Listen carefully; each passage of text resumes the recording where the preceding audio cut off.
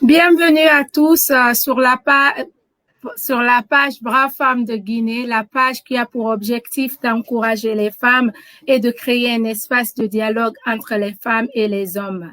Cette semaine, nous avons notre semaine de sensibilisation contre les cancers prédominants en Guinée.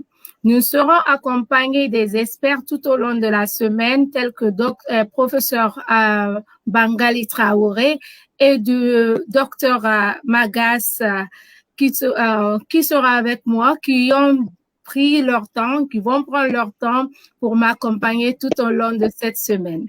Mais on débute cette semaine avec un témoignage poignant d'un grand frère qui a vécu avec sa femme qui a été diagnostiqué avec le cancer, qui va nous raconter son histoire et à travers son histoire, nous espérons que vous serez sensibilisés, que vous allez apprendre et surtout que vous allez comprendre que le cancer, ça n'arrive pas qu'aux autres. Bonsoir, grand frère Alpha. Grand frère bébé, je suis pas habituée à dire son nom, je suis désolée. Il n'y a pas de souci, tu peux m'appeler comme tu le veux. Tu es ma petite sœur chérie. Bonsoir Aïcha. Bonsoir, grand frère, comment vas-tu ce soir? Écoute, ça va, on rend grâce à Dieu. Ok. Est-ce que tu pourras te présenter aux gens qui ne te connaissent pas, les auditeurs qui sont nouveaux sur notre plateforme et qui t'ont jamais côtoyé ou connu? Ça sera bien de te présenter qui tu es, ton parcours et puis ce que tu fais maintenant. Waouh, ça c'est compliqué, parler de soi-même. C'est juste 2 minutes, 2 lignes. D'accord. Écoutez, déjà, je commence par dire merci à Aïcha, ma formidable et adorable petite sœur, qui ne cesse de se battre pour la cause commune. Alors, elle ne cesse de me surprendre tous les jours. Donc, pour parler de moi, ça va être un peu compliqué, mais je vais essayer. Je suis Alpha Saliou Ba, je suis guinéen de nationalité. J'ai fait mes études primaires et secondaires en Guinée. Après le bac, j'ai bénéficié d'une bourse d'études qui m'a amené au Maroc. Et c'est au Maroc que je fais mes études universitaires, où j'ai fait un DUT en gestion d'entreprise et une licence en diplomatie à l'École nationale d'administration. Et comment je vais dire ça? J'ai fait l'école doctorale de marketing et gestion de Rabat où j'ai fait marketing et stratégie. Alors, parallèlement à mes études, j'ai fait des actions dans le domaine associatif où j'ai été régulièrement chargé des affaires sportives au niveau de l'association des étudiants guinéens. J'ai été secrétaire général de la CESAM, président de la CESAM, qui est la Confédération des élèves et étudiants africains au Maroc. Bon, voilà, en quelque sorte, je suis rentré en Guinée en 2010 après avoir eu une expérience professionnelle au Maroc, ayant travaillé dans des différentes entreprises et créé ma propre structure au Maroc. Après les élections de 2010, en commun accord avec mon épouse, nous sommes rentrés en Guinée. Et en Guinée, j'ai travaillé pour Rio Tinto où j'étais chargé des relations extérieures au niveau des infrastructures, permis et approbation. Donc, tout ce qui était permis et approbation, c'est moi, je m'occupais de ça auprès du gouvernement guinéen. Alors, et depuis 2016, je suis en France, précisément à Strasbourg, où je réside aujourd'hui avec mes enfants. Je suis fondateur d'une ONG qui s'appelle ONG ILA, qui lutte contre le cancer du sein, et en même temps d'une radio qui s'appelle aussi Radio ILA, qui fait la promotion de la diaspora africaine et aussi qui fait le lien entre cette diaspora et le continent africain. Je fais tout ce qui est promotion de jeunes talents sur ma radio et je donne aussi le micro aux populations africaines d'une manière générale, de partout où elle est, parce que la radio, elle est plutôt panafricaine, donc pour parler des problèmes du moment. Voilà. Voilà, c'est la petite présentation de mon grand frère. Il est très modeste. J'en suis sûre, il y a plus que ça, mais bon, on va prendre cette petite présentation pour ce soir. Donc, on va rentrer dans le vif du sujet, grand frère.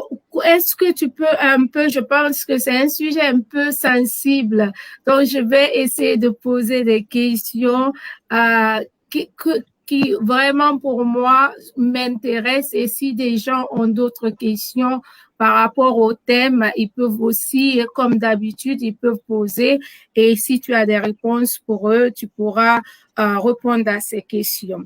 Maintenant, est-ce que tu peux nous dire comment ta compagne a suspecté une tumeur dans ses seins? Comment ça s'est passé? Wow. Ok, c'est difficile pour moi de revenir sur ces sujets-là, mais pour éviter que cela ne reprenne, que d'autres personnes ne vivent cette situation, je veux m'exercer à répondre les questions. Avant de répondre à ta question, je demanderais que chacun d'entre nous et toutes les personnes qui suivent cette vidéo, dans leur fort intérieur, au plus profond d'eux-mêmes, d'avoir une pensée positive pour les personnes qui nous ont quittés très tôt. Les personnes qui sont décédées soit naturellement ou soit par une maladie, et particulièrement par rapport à ce maudit cancer que moi j'appelle souvent, qui est le cancer du sein. Qu'il y ait une pensée positive pour eux, qu'on fasse des prières dans notre fort intérieur pour que leur âme repose en paix. Et je dirais, Yo-Yo, de là où tu es, je continue à t'aimer moi de plus. Je parle de cette maladie. Alors, ouf, yep. Bon, ça a été, ma femme, c'est une personne qui est très croyante. Et elle prend soin des autres, en même temps, elle prend soin d'elle-même. Donc, elle pratiquait l'autopalpation déjà. D'accord? Et elle m'en parlait, elle me disait, écoute, il faut qu'on fasse attention parce que à un certain âge et après des accouchements, c'est possible d'être exposé à des maladies dont on ne sait pas. Donc, il faut qu'on essaye de prendre soin de nous et surtout qu'on a des enfants qui sont de bas âge. Donc, elle pratiquait l'autopalpation. Et moi-même, elle m'avait initié dans ça. Et c'est en faisant l'autopalpation qu'on a constaté qu'il y avait un corps étranger. Et dès qu'on a suspecté ce corps étranger, on est parti directement voir son médecin, qui est son gynécologue. Alors, c'est le gynécologue qui a fait des examens approfondis et puis il nous a fait comprendre pour un début que c'était un kyste. Donc, on a fait des traitements par rapport au kyste et ça ne résolvait pas le problème. Et comme elle est tellement regardante sur ces genres de questions de santé, que ce soit elle-même ou ses proches, sa famille et tout, donc à un moment donné, on a refait encore l'autopalpation. On s'est rendu compte que ce corps étranger-là a pris quelques diamètres en plus. C'est là où on a décidé d'aller faire des examens approfondis en Côte d'Ivoire. Donc, vu qu'elle est originaire de ce pays et que le système sanitaire, il faut le dire, il ne faut pas se voiler la face, entre la Guinée et la Côte d'Ivoire, le système sanitaire en Côte d'Ivoire est beaucoup plus développé. C'est en allant faire des examens approfondis là-bas qu'on a eu cette mauvaise nouvelle qui a basculé totalement notre vie. Et moi, je dirais que ma vie s'est arrêtée le jour où elle m'a appelé d'Abidjan pour me dire, écoute chérie, ce dont on craignait, c'est ça. Et j'avoue que je n'ai pas pu parler quand elle m'a dit c'est ça. J'ai juste demandé le numéro du médecin. J'ai dit, est-ce que je peux parler à ton médecin? Elle m'a dit oui. Alors pour moi, c'était le médecin allait me dire autre chose. Je suis rentré en contact avec le médecin. Il m'a dit, écoutez, monsieur Ba, c'est ce que votre épouse vous a dit, c'est ça. Mais il faut agir très rapidement. Il faut agir très rapidement et pour qu'on puisse faire face à cette maladie. Je lui ai demandé c'était quoi le protocole dans lequel on devait se mettre pour pouvoir réagir rapidement. Il m'a dit qu'il y avait un certain nombre d'examens à faire sur place et que vu l'avancement, qu'il fallait aller soit au Maroc ou au Sénégal ou dans un pays en tout cas beaucoup plus spécialisé.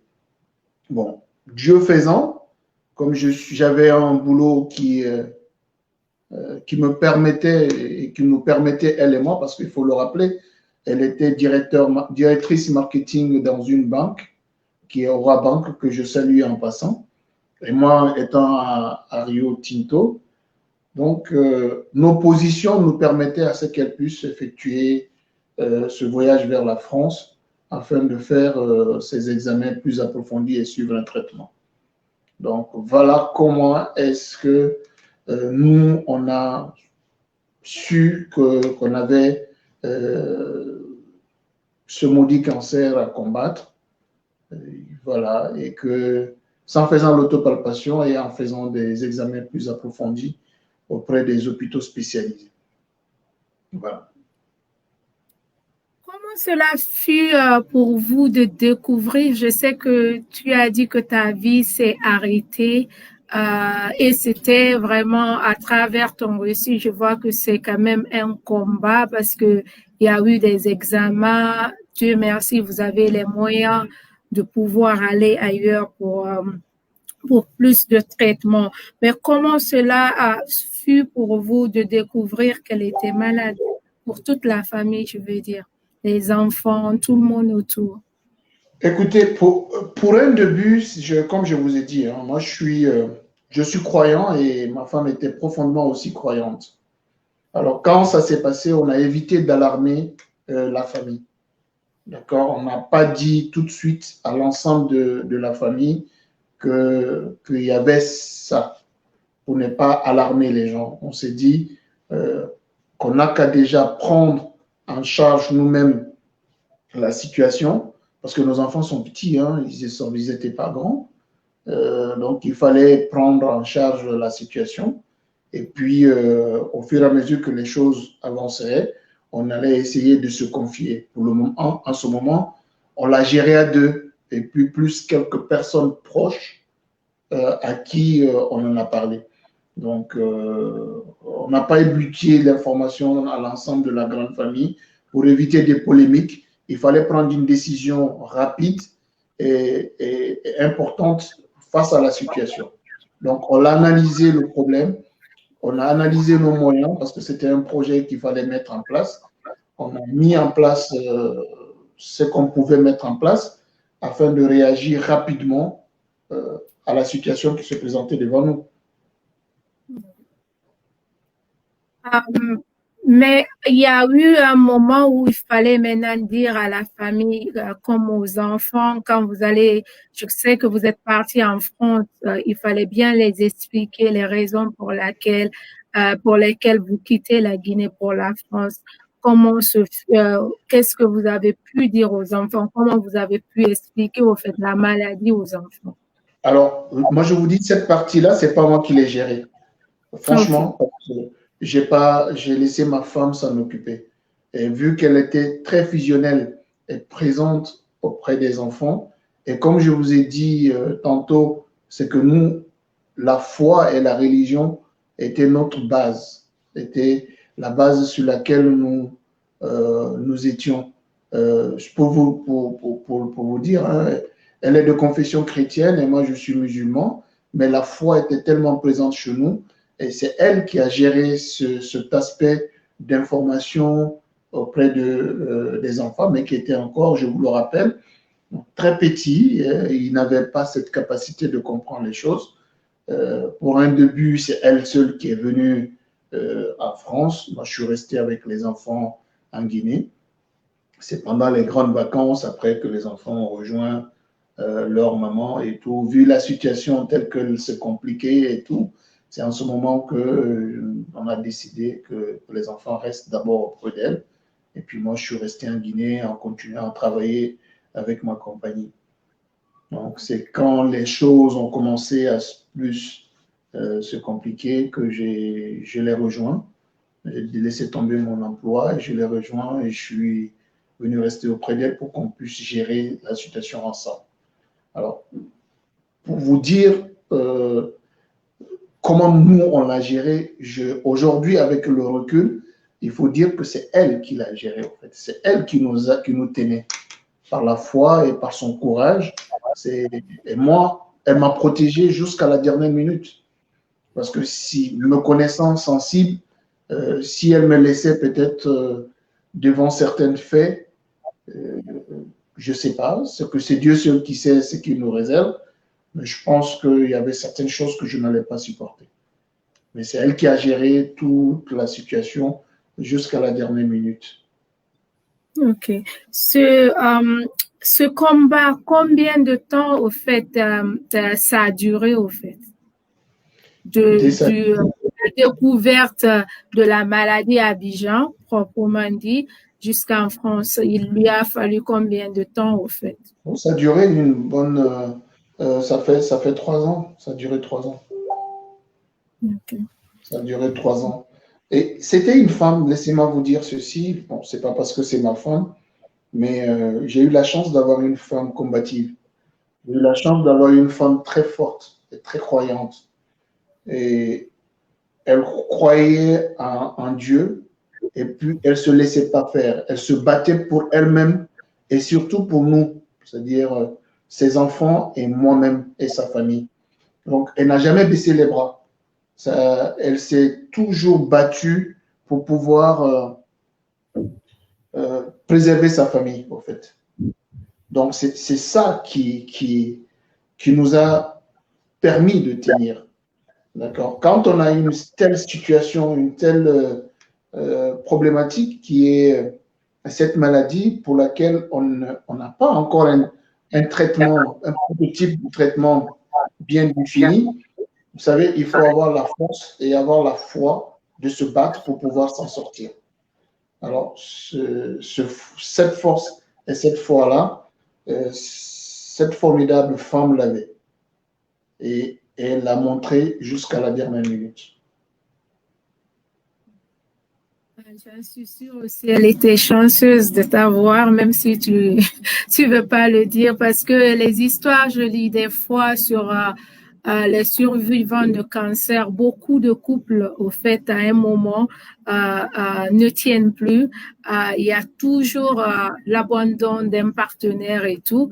Donc, avoir aussi un partenaire qui soutient dans ces moments difficiles, je pense que ça aussi, ça peut beaucoup jurer sur la survie des patients. Quel conseil donc, merci beaucoup grand frère d'avoir partagé cette expérience avec nous. Je sais que j'ai encore remué le couteau dans une plaie passée.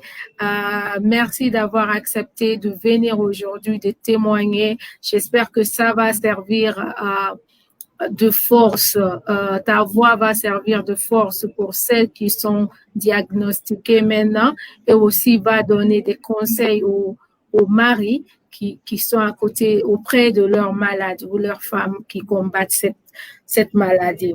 Quel conseil peux-tu donner aux femmes maintenant qui nous regardent par rapport à, comme tu l'as dit, comme tu aimes souvent le dire, le plus tôt est le mieux. Mais quel conseil tu peux nous donner à nous qui t'écoutent aujourd'hui? On pense que le cancer est vraiment loin de nous. Écoutez, la première des choses que je peux vous dire, il faut vous dire que ça n'arrive pas qu'aux autres. Ça peut vous arriver. Moi, avant qu'on nous diagnostique cette maladie, je ne pensais pas, je ne pouvais pas imaginer que ça pouvait m'arriver. Ce ne serait que à une seconde, d'accord? Je ne pouvais pas l'imaginer.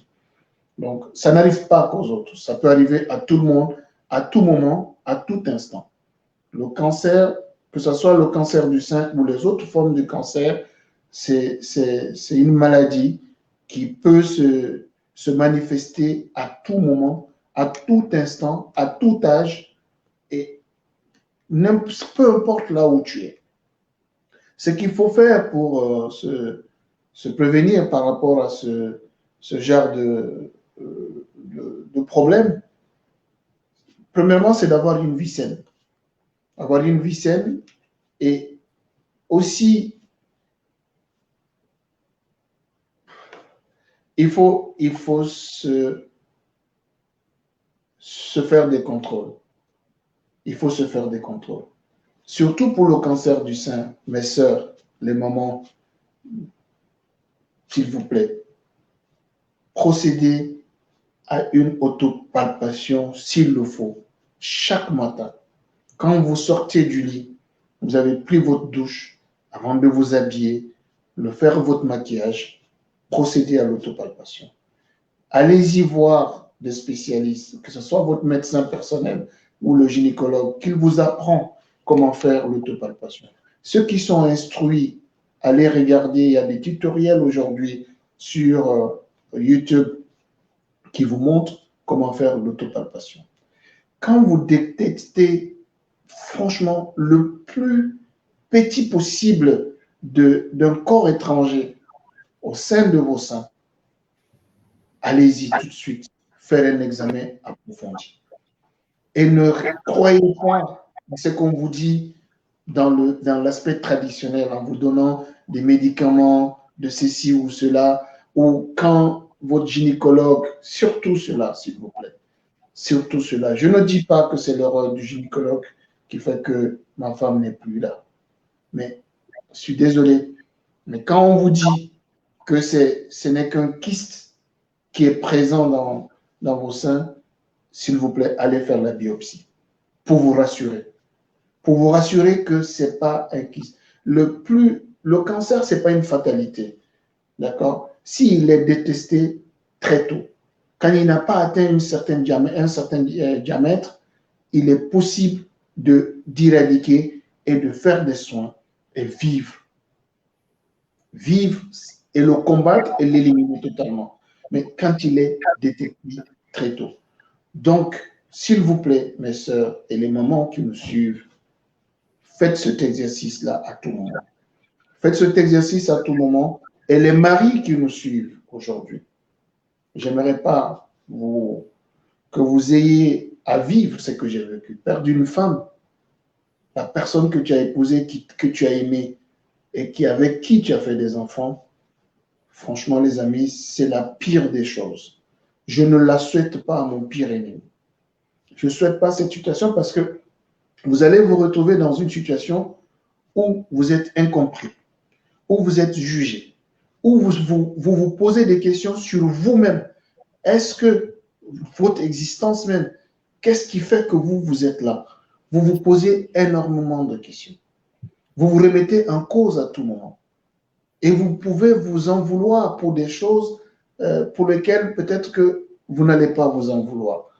Il y a beaucoup de choses qui vont se passer. Seul le courage et la foi peuvent vous aider à surmonter des situations de ce genre. Donc, pour moi, il faut se prévenir. Il faut prévenir. Il faut faire des examens. Il faut se protéger. Il faut aller. Il ne faut pas avoir peur d'aller vraiment faire des examens approfondis et aller étudier. Autre chose, et c'est là, je m'adresse vraiment à nos autorités. Je m'adresse aux autorités africaines. Je m'adresse à nos médecins. Je suis désolé, les amis. J'ai beaucoup d'amis médecins, j'ai beaucoup de frères qui sont dans le domaine médical. Soyez percutants, soyez plus que professionnels dans la prise en charge des malades. Parce que quand vous faites une petite négligence, les conséquences devant sont désastreuses. Si on nous avait poussé dès au départ à aller en profondeur dans le truc, parce qu'on était novices là-dedans, on ne s'y connaissait pas. Mais si le médecin avait poussé son analyse, il a été allé plus loin, peut-être qu'on n'allait pas être là. C'est Dieu qui tient, moi je suis croyant. C'est Dieu qui détient la vie d'un être humain. C'est lui qui sait. Aujourd'hui, je suis devant vous, je parle. Mais peut-être la seconde qui suit, je ne serai plus là. Parce que c'est lui qui décide. D'accord? Mais que des erreurs humaines ne soient pas la cause du départ des êtres humains que nous sommes. Donc, que les médecins soient beaucoup plus professionnels et percutants dans la prise en charge des malades. Que les autorités mettent en place des infrastructures. Vous imaginez Je regardais le reportage aujourd'hui sur France 24. Dans toute la sous-région ouest-africaine, il y a un seul centre d'oncologie équipé, professionnel, qui peut faire la radiothérapie. C'est un seul centre qui se trouve au Sénégal. Et ça, c'est quelque chose qui est inadmissible. Nos États, ils passent leur temps à acheter des villas, à acheter des voitures à des milliards, alors qu'on peut investir dans la santé. Alors qu'ils savent même qu'il y a des fonds qui sont disponibles et qui sont là. Il suffit juste de les orienter, mettre les infrastructures de base, permettre aux femmes de pouvoir avoir des examens qui sont dignes du nom, des prises en charge sanitaires quand il y a des problèmes de ce genre. Un centre de radiothérapie, ça ne demande pas des milliards, ça demande de la volonté. Donc, mettez en place des infrastructures pour pouvoir prendre en charge des malades, pour ne pas qu'il y ait des orphelins, pour ne pas qu'il y ait des veufs. C'est difficile de vivre cette situation, je vous le dis. Mais c'est chaque jour, surtout quand tu te lèves le matin, tu regardes ton enfant, ou les problèmes qui se posent. Moi, ce n'est pas moi qui gérais ma famille. Comme je dis, ma femme était tellement présente dans la prise en charge familiale que j'ai tout appris après son départ. Donc, une ouverture en disant aussi aux hommes, ne laissez pas tout dans les bras de vos femmes. Impliquez-vous dans la gestion des familles. Impliquez-vous dans la gestion de vos foyers. On ne sait jamais ce qui peut arriver. On ne sait jamais. Ça vous évitera d'avoir des surprises. Apprenez à connaître vos femmes. Apprenez à connaître vos enfants pour pouvoir, je ne vous souhaite pas ça, mais que demain, si une situation de ce genre vous arrive, que vous puissiez vous en sortir. Voilà le conseil que je peux donner aux personnes qui vont regarder ce direct ou cette vidéo après, c'est d'être responsable à tous les niveaux, que ce soit au niveau familial, au niveau professionnel, au niveau gouvernemental. Soyons responsables, c'est tout. Quand on est responsable et qu'on fait les choses telles qu'elles doivent se faire, je ne dis pas qu'il n'y aura pas de morts, mais il y aura peu de morts, il y aura peu d'orphelins, il y aura peu de douleurs. Il y a une dame, en ce moment, je lance un appel, si vous me le permettez, il y a une femme qui est en ce moment en Guinée, qui a un cancer du sein, son sein a enflé d'une manière et elle ne cherche que les moyens pour pouvoir aller au Maroc se faire soigner. Mais à ce stade, est-ce qu'elle a suffisamment de chance pour pouvoir s'en sortir? Parce que déjà, le cancer a pris tout le sein. Tout à fait. Bon. D'accord. Bon. Ouais. Bon, ok. Il y a d'ailleurs deux ou trois cas que j'ai comme ça. J'attends au fait pour faire des SOS. Il y a une femme aussi qui m'a contacté, qui n'a pas les moyens. Il lui faut les moyens nécessaires pour aller au Maroc aussi. Grand frère, revenons au conseil pour les compagnons des femmes qui sont maintenant en train de souffrir. Parce que c'est un peu difficile, c'est une grande expérience, comme tu l'as dit. Il y a beaucoup de douleur, il y a beaucoup de peur, il y a beaucoup de combats. Quel conseil tu pourras donner aux couples maintenant qui vivent la même situation que tu as vécue? Écoutez, moi, la première des choses que je vais demander au mari, soyez présent. Soyez présent pour votre épouse parce que la situation qu'elle vit, c'est aussi, elle est dans cette phase de chimiothérapie ou radiothérapie. Ce sont des traitements qui sont très, très, très, très, très, très lourds. C'est lourd et ça détruit l'organisme de la personne. C'est des traitements qui sont tellement lourds que la personne a des effets secondaires. Des effets secondaires que je me réserve d'en parler pour ne pas effrayer peut-être les personnes qui nous écoutent. Mais les effets secondaires sont tellement lourds que si vous n'êtes pas présent pour votre épouse, ce ne serait que ce manque de présence-là peut l'emporter. Alors, soyez présents pour vos époux, pour vos épouses pendant cette période difficile de traitement. Impliquez-vous dans la procédure mise en place pour son traitement. Soyez beaucoup plus informés par rapport à tout ce qu'elle doit faire au niveau de l'hôpital qu'elle-même d'abord. Essayez de l'accepter moralement vous-même.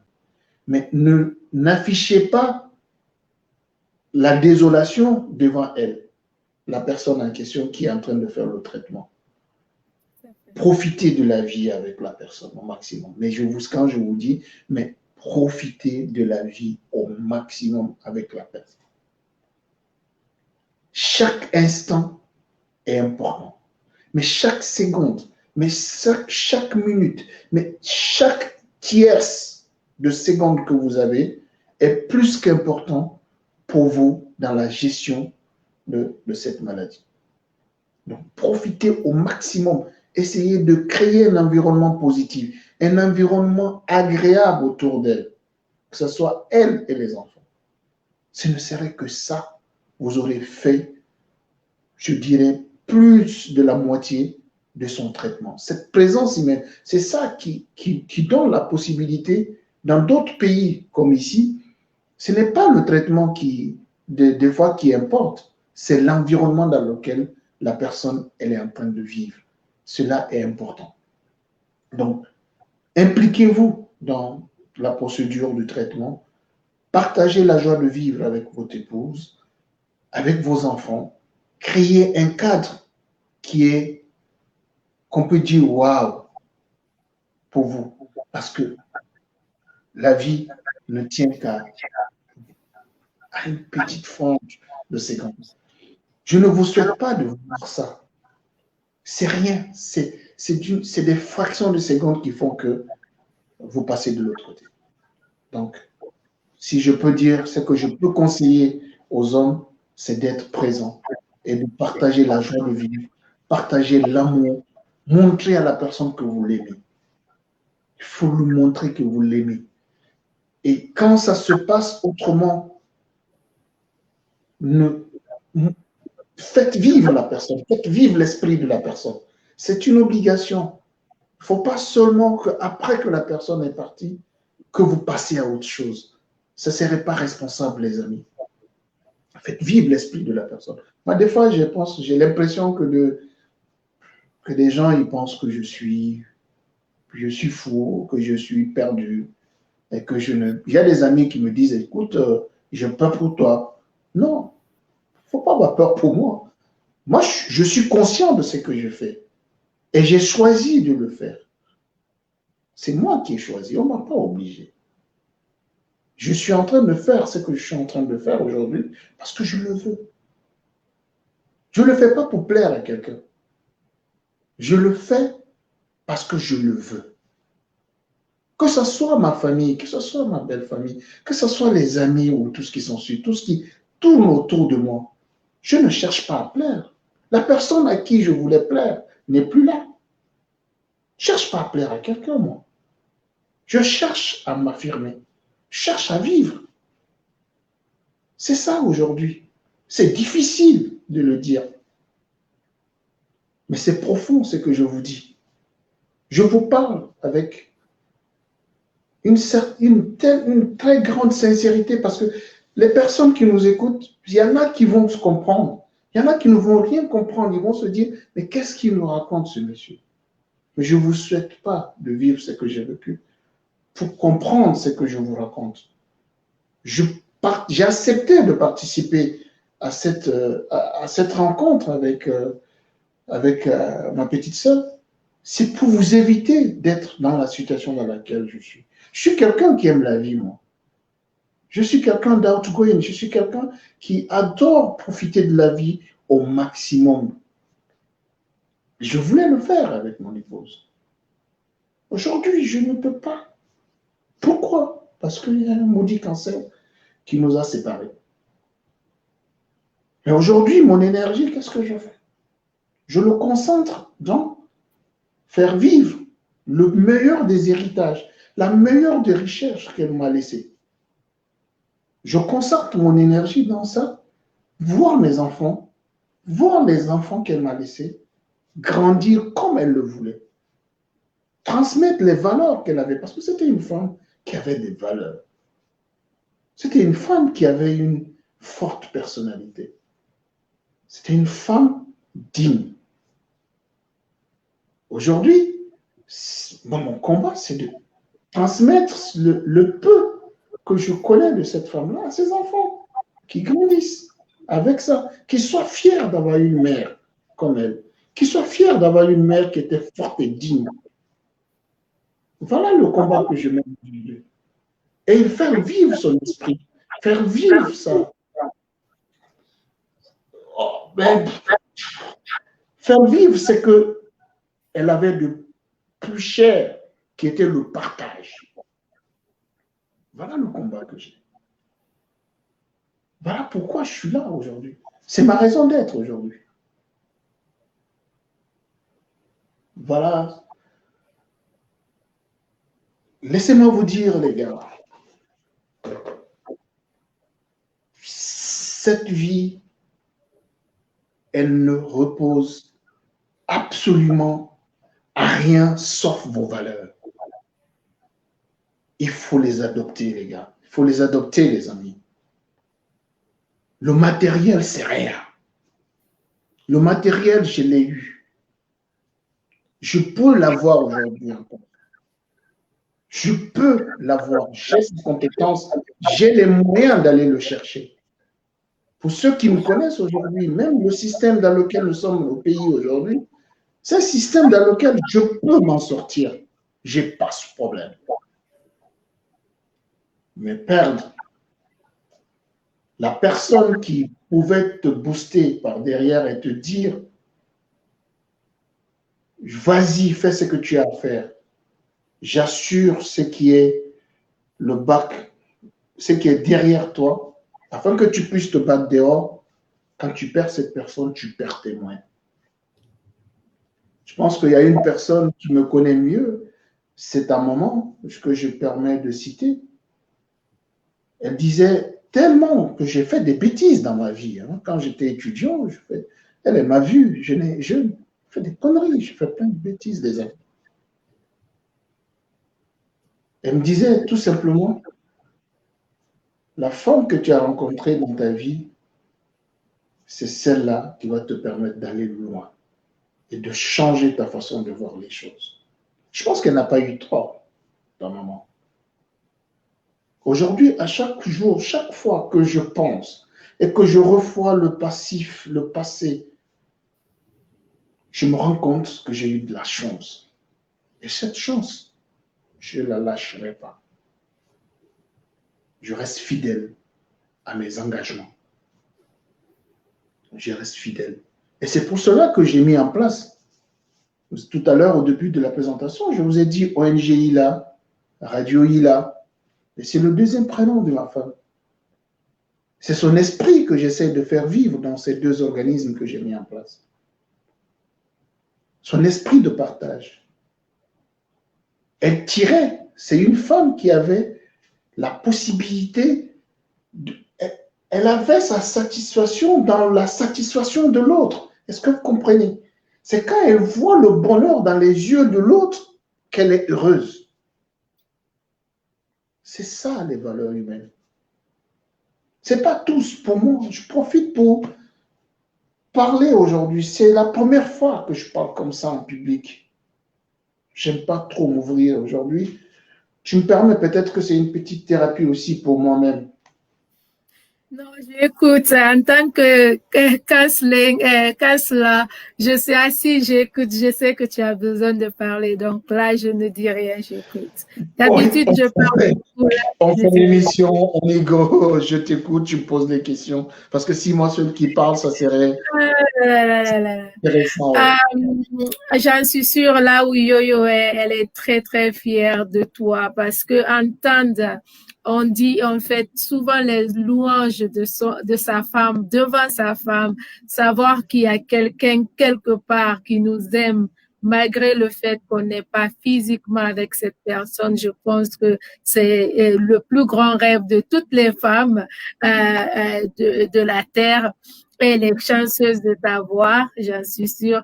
Et nous sommes vraiment, j'en suis sûre qu'elle est très, très, très heureuse là où elle est et elle veille sur toi.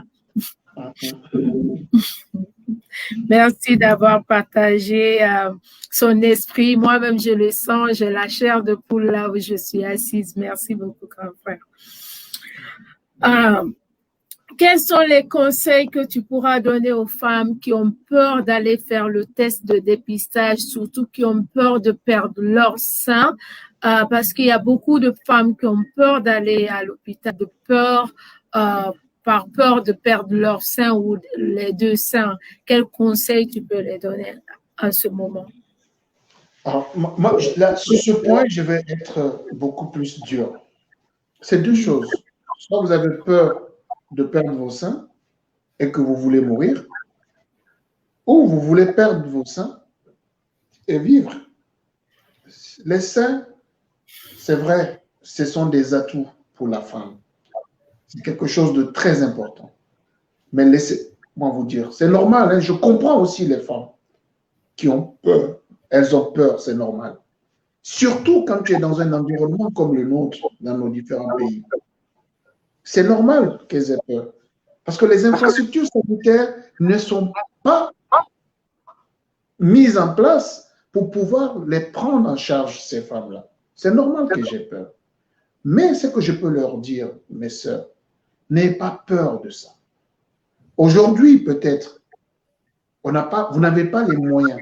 Parce que le traitement du cancer demande suffisamment de moyens. Ce n'est pas pour le pauvre, je suis désolé aujourd'hui. Les protocoles de soins aujourd'hui sont très élevés. Ça coûte cher. Une chimiothérapie coûte très cher. Une radiothérapie coûte très cher. Une ablation mammaire, elle coûte cher. Je suis d'accord avec vous. Ce pourquoi aujourd'hui, j'ai mis en place mon ONG, qui s'appelle ONG ILA, qui porte le nom de le deuxième prénom de ma défunte femme, c'est pour sensibiliser, faire des plaidoyers, faire des lobbies auprès des bailleurs de fonds afin qu'on puisse réduire le coût des soins par rapport au cancer du sein pour les femmes dans nos différents pays. Mettre en place des infrastructures qui peuvent permettre aux femmes de se dépister. N'ayez pas peur d'aller. N'ayez pas peur de l'ablation. Parce que quand on vous fera une ablation et que votre vie est sauve, vous évitez qu'il y ait des orphelins avec vous, derrière vous du moins. Vous évitez qu'il y ait des veufs derrière vous. Vous évitez de problèmes de famille, problèmes sociaux derrière vous. Donc, mes sœurs, n'ayez pas peur de cette ablation. Ce n'est qu'une partie de votre corps, qui n'est pas la moindre, je suis d'accord. Mais qu'aujourd'hui, sous peu de temps, je pense que toutes les organisations, que ce soit internationales, aujourd'hui, j'assiste à beaucoup de réunions sur ces questions concernant le cancer, que ce soit ici, auprès de l'association de lutte contre le cancer en Alsace, ou les associations comme MSF, Médecins sans frontières, ou Médecins du monde, toutes les organisations qui s'intéressent à la question. Aujourd'hui, les questions de mobilisation de ressources vont dans dans l'orientation de ces fonds-là, dans les prises en charge médicales pour l'ablation et puis la reconstruction mammaire. C'est qu'aujourd'hui, la médecine a tellement évolué qu'on peut faire des reconstructions mammaires. Et même ce dimanche, j'ai une association amie qui a organisé la campagne d'Octobre Rose, où ils ont fait des photos et tout ce qui s'ensuit. Il y a une dame carrément qui fait le tatouage, qui reconstruit le sein et même le mamelon en tatouage. Donc aujourd'hui, n'ayez pas peur. C'est vrai que ce n'est pas arrivé en Afrique. C'est en Occident pour le moment. Mais ça va arriver bientôt en Afrique. On va se battre tous ensemble. Tant qu'on a la vie sauve et qu'on peut faire les plaidoyers, on peut sensibiliser, attirer l'attention. Au même moment que je vous parle actuellement, sur France 24, c'est le documentaire qu'ils ont fait sur le cancer du sein à Lomé qui passe sur France 24, à l'instant T que je vous parle. C'est ça, les femmes qui ont eu des seins, qui ont fait de l'ablation des seins, qui font des témoignages auprès des autres femmes dans les marchés. Alors, n'ayez pas peur de ça, mes sœurs, parce que ça va vous sauver la vie, ça va sauver la vie de beaucoup de personnes qui sont là, parce que je connais des gens, j'ai connu des amis ici qui ont perdu leur femme à cause du cancer du sein, mais ils n'ont pas supporté eux-mêmes, ils sont partis par derrière. D'accord? Ouais. Donc, n'ayez pas peur de partir, n'ayez pas peur de l'ablation. Ce n'est que un moyen, si ce n'est que ce moyen que vous avez devant vous, prenez-le pour pouvoir sauver des vies.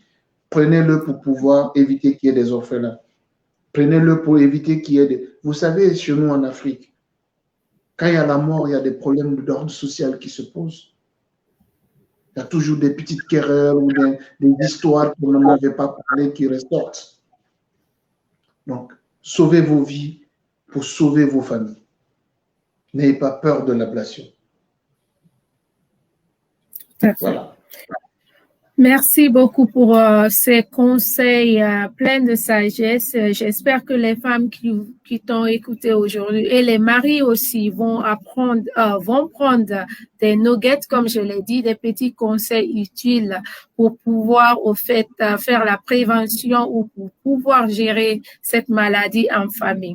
Maintenant, nous allons revenir aux ONG, aux structures que tu as pu mettre en place pour la mémoire de Yo-Yo. Comment ça se fait? L'ONG sert à quoi? Je sais que tu as un peu touché la radio, depuis quand elle est là et comment nous pouvons te supporter pour que cette mémoire perdure. Écoutez, la première des choses que moi je peux vous demander aujourd'hui, qu'au niveau personnel, qu'il y ait une implication chez vous. D'abord, par rapport à cette problématique qui est le cancer du sein, au niveau personnel, vous-même. Toutes les personnes qui me regardent aujourd'hui, s'il vous plaît, ne pensez pas que ça n'arrive qu'aux autres. Ça peut arriver à tout le monde. Donc, il faut qu'il y ait une prise en charge personnelle, une conscience qui se réveille en vous par rapport à cette problématique qui est le cancer du sein. Première des choses. Deuxièmement, l'ONG, moi, je l'ai mis en place et ça porte son deuxième prénom qui est Ila. C'est dans le sens de sensibiliser les gens, les informer que cette maladie existe et qu'elle peut être catastrophique si elle n'est pas prise en charge très tôt. Ça, c'est le premier objectif de l'ONG. Sensibiliser, informer. Deuxièmement, c'est faire des plaidoyers. Plaidoyer auprès de qui? Auprès de nos gouvernants. Leur dire, s'il vous plaît, au lieu d'orienter le maximum d'argent dans des projets qui ne sont pas utiles, ou que les projets que vous estimez prioritaires, mettez la santé en priorité, mettez l'éducation en priorité. Parce que sans éducation et sans santé, c'est une population qui est morte qu'on est en train de construire. Donc, c'est le deuxième objectif pour moi, c'est faire des plaidoyers auprès de des autorités pour qu'on puisse mettre des infrastructures de base afin d'accompagner les populations dans la prise en charge de cette maladie. Deuxième des choses, c'est ce que je suis en train, troisième des choses du moins, c'est ce que je suis en train de faire avec vous là. Partager mon expérience, en parler, pour que les gens se réveillent, qui se disent, waouh, c'est ce qui est arrivé à ce monsieur, donc ça peut m'arriver. Se réveiller, prendre conscience de la chose. Voilà le troisième objectif. L'autre objectif, c'est matériel. Aujourd'hui, moi, à travers mon réseau d'amis, je collecte, en fait, des habits, des chaussures, des fournitures scolaires que je mets dans mon garage aujourd'hui ici. Parce que la chance que j'ai aujourd'hui, je me retrouve en Occident, je me retrouve en France. Les enfants grandissent vite. Je commence par mes propres enfants. Je les ai initiés dedans. Donc, quand un habit est petit pour eux, qu'est-ce qu'on fait? On le lave, on plie, on met dans un sac, met dans notre grenier. On accumule. J'en parle avec mes copains, des personnes que je connais tout autour de mon réseau. On collecte les habits. Et quand ça atteint une certaine quantité, c'est d'envoyer ces habits-là vers des orphelinats, vers des familles qu'on pourrait identifier avec des associations partenaires qui sont dans les différents pays africains, afin de donner ces habits-là aux enfants qui ont été victimes de ce cancer du sein en perdant leur maman. Donc, voilà, c'est tout. En même temps, là, à l'occasion du mois d'Octobre Rose, j'ai mis en place en ligne un GoFundMe, c'est sous tes conseils que je peux dire, pour faire une collecte de dons, de l'argent. C'est selon la possibilité que les gens ont, afin qu'on puisse collecter de l'argent. J'espère que d'ici la fin de la campagne, du fin du mois, on aura suffisamment d'argent pour pouvoir acheminer le peu d'habits, de chaussures qu'on a collectés et qui se trouvent dans le grenier, afin qu'on les amène et en Côte d'Ivoire pour un premier temps et en Guinée aussi. C'est-à-dire qu'aujourd'hui, vu que ma femme était originaire de la Côte d'Ivoire et qu'elle a épousé la Guinée, elle a vécu en Guinée avec nous, donc je veux essayer de faire en sorte que ce qu'on a collecté soit divisé en deux, que ça parte et que ça touche les deux pays en même temps. Voilà en quoi consiste l'ONG. Maintenant, la radio aussi qui porte son nom, c'est quand j'ai toujours aimé la communication. J'ai toujours aimé partager mon savoir. J'ai toujours aimé promouvoir les talents. Donc, je me suis dit aujourd'hui que je vis ici et que la diaspora africaine déjà vivante en Occident est mal connue. Déjà, dans leur espace dans lequel ils vivent, c'est des gens, ils ont des compétences, mais extraordinaires dans leur domaine. Mais c'est des gens qu'on ne connaît pas et que leur pays ne connaissent pas. Donc, je me suis dit qu'il faut mettre en place une plateforme pour promouvoir ces personnes-là. Et puis, nous donner la parole, que ce soit à la population à la base, pour qu'on parle de nos différents problèmes, les problématiques que nous avons. Et aussi, je me suis dit, à travers la radio, on peut sensibiliser. Par exemple, cet après-midi à 17h, j'avais une émission sur la radio où j'ai passé des messages par rapport au cancer du sein, par rapport au Covid. C'est pour moi une manière de contribuer et de participer à la conscientisation des populations. Voilà pourquoi j'ai mis en place ces deux outils-là. Et ces deux outils-là, en les mettant en place, comme je vous ai dit, ça rejoint l'esprit que je veux perpétuer, qui est cet esprit de partage et de trouver sa satisfaction dans le bonheur de l'autre, qui était le cheval qui était le combat au quotidien de ma défunte épouse. Voilà pourquoi j'ai mis en place ces deux organisations. Merci beaucoup. D'ailleurs, je tiens à rappeler à ceux qui viennent de nous rejoindre que la radio, ça fait quelque temps que je fais la promotion de la radio. Nous avons besoin de 2000 likes pour que la radio on puisse diffuser les émissions de la radio sur Facebook. Donc, s'il vous plaît, essayez d'aimer la page pour que nous puissions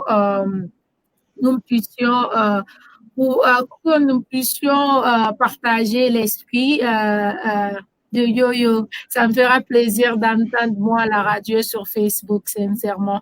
Donc, je vais prendre quelques remarques qu'on a sur Facebook, on va voir.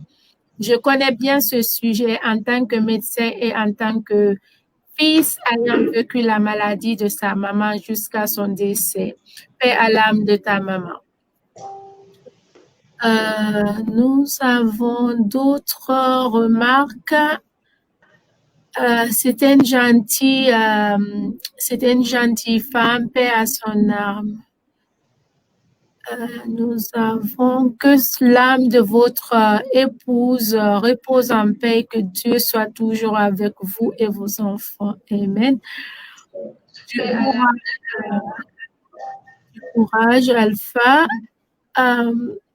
Ok, je veux prendre quelques remarques. Aussi, un monsieur fort et formidable aussi. Rien que de parler de son expérience en live n'est pas donné à tout un chacun, qu'elle repose en paix. Il y a beaucoup de commentaires. Il y a une question par contre ici.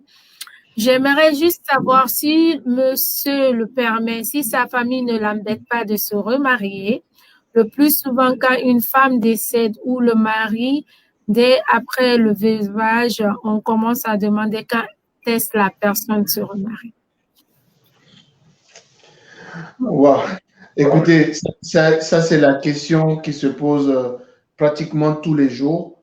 Je peux dire au monsieur, rassurez-vous, juste après le veuvage, la première question qu'on m'a posée, mais c'est pas méchant, hein, quand les parents ou les proches te demandent de te remarier, quelque part d'autre, c'est pour eux, c'est pour te permettre de te rééquilibrer, c'est pour te permettre de te reconstruire et de ne pas se perdre. C'est pour cela que ils demandent de se remarier. Alors, pour le moment, je ne me suis pas remarié. Je ne me suis pas remarié parce que la seule chance que j'ai, je suis issu d'une famille qui est assez compréhensive. Et paix à son âme, mon papa n'est pas là, mais j'ai une maman formidable. Une maman qui ne cherche que le bonheur de son enfant. Alors, tout ce qu'elle cherche aujourd'hui, c'est que je sois heureux. Alors, pour le moment, mon bonheur que je souhaite et pour lequel je me bats, c'est de faire vivre mes enfants d'abord, de faire grandir mes enfants. Pour l'instant, je n'ai pas décidé, je ne me suis pas encore mis dans la tête de me remettre en couple. Je suis pas, je le dis, hein, c'est un live, je ne veux pas cacher les choses et tout ce qui sont. Je ne suis pas prêt pour l'instant à me remarier pour le moment.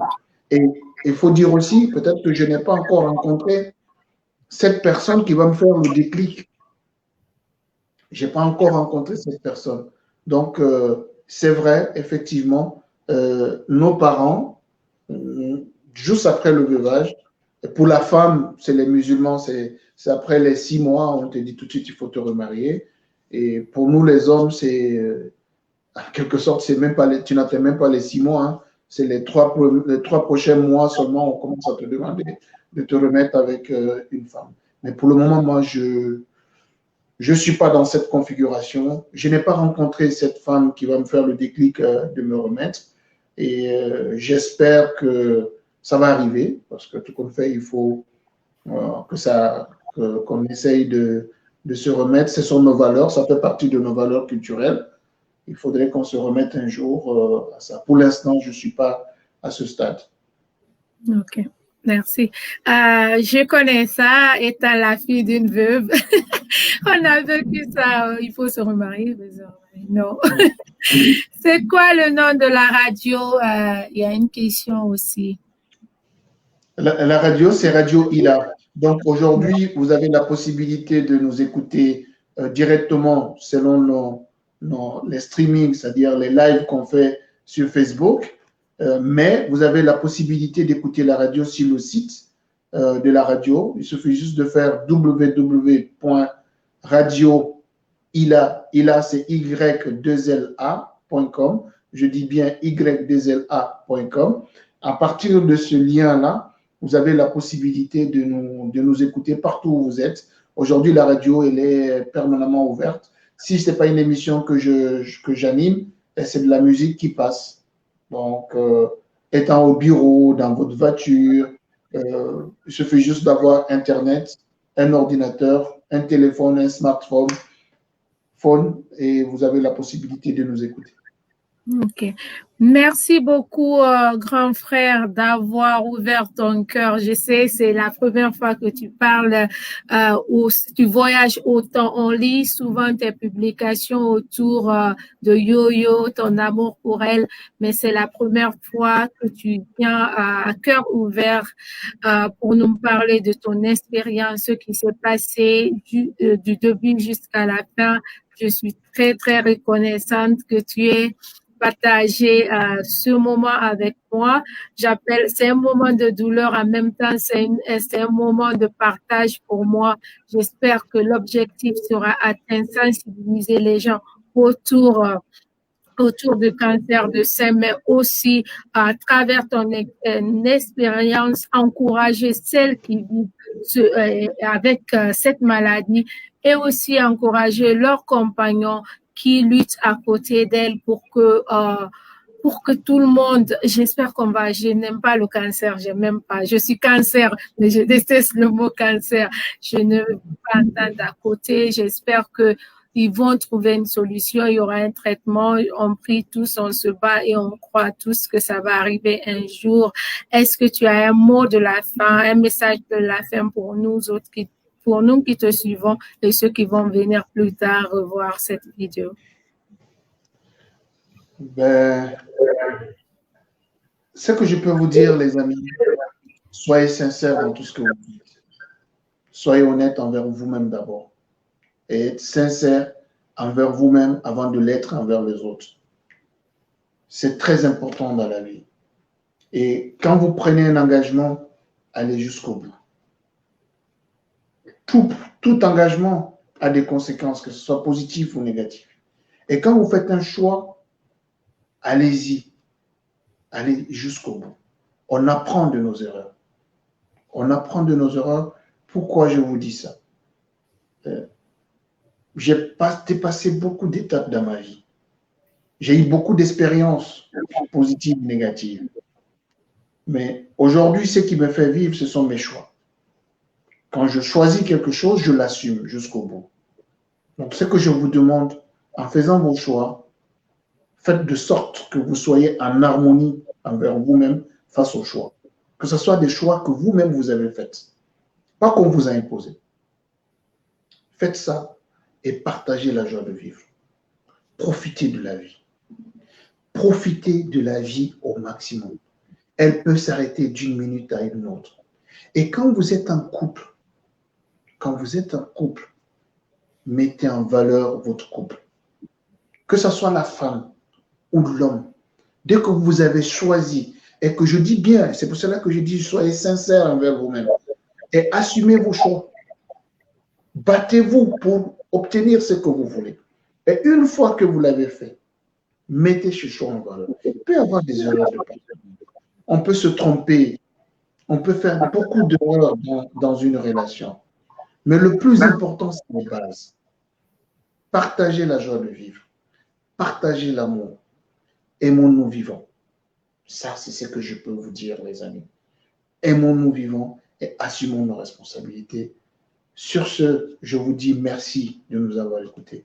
Et si j'ai blessé des personnes qui nous écoutent dans cette vidéo, ou que j'ai heurté des sensibilités, que j'ai eu à prononcer des mots qui ont blessé des personnes qui nous écoutent, de près ou de loin, je m'en excuse. Ce n'est pas mon objectif. Et venant ici, partager ces moments avec ma petite sœur Amy, c'est pas dans le sens de blesser qui que ce soit. C'est pas dans le sens d'heurter la sensibilité de qui que ce soit. Si j'ai eu à le faire, je m'en excuse. Et je vous demande de nous aimer. Moi déjà, que je vous connaisse ou pas, je vous aime déjà. Et je vous aimerai tant que je peux. Et tant que je peux être utile à n'importe quel moment, à tout moment, appelez-moi. Si je peux le faire, je le ferai. C'est sur ce, que Dieu vous bénisse, qu'il vous garde dans sa grâce et qu'il nous pardonne nos péchés et qu'il accorde le paradis à tous ceux qui nous ont prédicés et qui nous ont nos dévanciers et qu'il nous pardonne avant de nous reprendre. Voilà le peu de mots que je peux dire avant qu'on se sépare. Moi, je ne dis pas, on ne se sépare pas. On se dit juste à bientôt. Merci beaucoup, grand frère. Merci d'avoir partagé ce moment avec nous. Je te souhaite une bonne soirée. Merci beaucoup. Merci à toutes les personnes qui nous ont suivis ce soir. Merci beaucoup. Je ne vais rien ajouter ce soir. C'était tellement émouvant et j'espère que l'objectif a été atteint. On ne cherche pas à effrayer les gens, bien au contraire, on cherche à prôner l'amour et aussi à sensibiliser. Je vais clore ce soir en priant pour Yo-Yo. Yo-Yo, là où tu es, sache qu'on se battra pour que ta mémoire reste ici, que tes enfants soient fiers de toi. Nous t'aimons là où tu es. Repose en paix. On va bientôt se retrouver. En attendant, veille sur nous, veille sur ta famille. Que ton âme repose en paix. Merci beaucoup à tous. Bonne soirée. Demain, nous serons avec Dr Bangali qui va nous parler du plus en détail du cancer de sein, les symptômes, les modes de prévention et les traitements disponibles en Guinée. Merci à tous. Bonne soirée à vous.